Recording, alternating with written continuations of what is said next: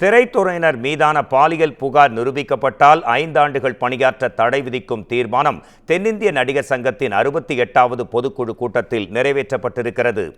தென்னிந்திய நடிகர் சங்கத்தின் பொதுக்குழு கூட்டம் சென்னை தேனாம்பேட்டையில் உள்ள காமராஜர் அரங்கில் நடைபெற்றது. நடிகர் நாசர் தலைமையில் நடைபெற்ற இந்த கூட்டத்தில் பல்வேறு விஷயங்கள் குறித்து ஆலோசிக்கப்பட்டது. கூட்டத்தில் மொத்தம் 10 தீர்மானங்கள் நிறைவேற்றப்பட்டன. அதில் நடிகர் சங்க நிர்வாக பொறுப்புகளில் உள்ளவர்களின் பதவிக்காலம் மேலும் 3 ஆண்டுகளுக்கு நீட்டிக்கும் வகையில் தீர்மானம் நிறைவேற்றப்பட்டது. நடிகர் சங்க கட்டடம் கட்டவும், வாங்கிய கடனை அடைக்கவும், நட்சத்திர கலைவிழா நடத்தவும் இக்கூட்டத்தில் முடிவு செய்யப்பட்டது.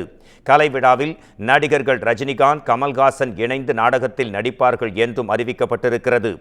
கூட்டத்திற்கு பிறகு செய்தியாளர்களிடம் பேசிய நடிகர் சங்க தலைவர் நாசர், பாலியல் புகார் குறித்து உடனடி நடவடிக்கைகள் எடுக்கப்படும் என்றும், புகார் தருபவரின் பெயரை வெளியிட மாட்டோம் என்றும் உறுதிபட தெரிவித்தார்.